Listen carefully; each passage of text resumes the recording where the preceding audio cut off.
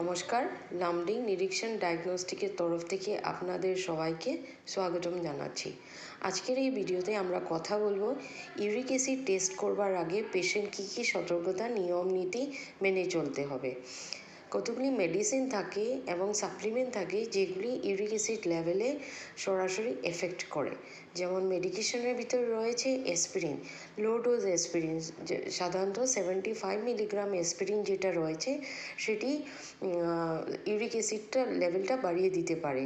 কতগুলি সাপ্লিমেন্ট রয়েছে, যেমন যদি পেশেন্ট ভিটামিন সি বা নায়াসিন জাতীয় ভিটামিন নিয়ে থাকেন তো সেই সম্পর্কে ল্যাবরেটরি টেকনিশিয়ান অথবা ল্যাবরেটরি ডক্টরকে নিশ্চয় ইনফর্ম করা উচিত, কারণ এই মেডিকেশনগুলি ইনডাইরেক্টলি আপনার ইউরিক অ্যাসিডটা বাড়িয়ে দিতে পারে।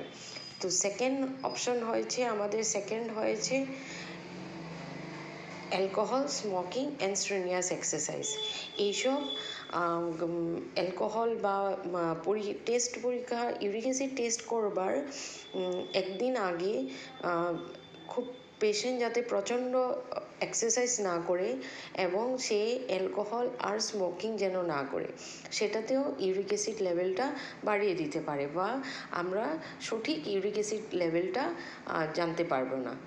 তৃতীয়তে হয়েছে কতগুলি ফুড, অর্থাৎ পিউরিন রিচ ফুড, যেগুলি ধরেন কতগুলি খাবার আছে সেগুলি ইউরিক অ্যাসিড লেভেলটা বাড়িয়ে দিতে পারে। যেমন রয়েছে রেড মিট, অর্গান মিটের মধ্যে রয়েছে যেমন লিভার, তারপরে প্রন,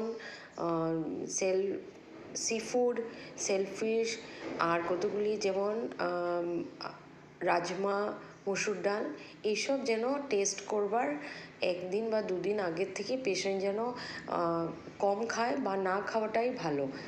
যখন কারণ এই খাদ্য পদার্থ যেগুলি আছে এগুলি হচ্ছে পিউরিন রিচ ফুড, আর পিউরিন রিচ ফুডগুলি আপনার ইউরিক অ্যাসিড লেভেলটার উপরে এফেক্ট করতে পারে।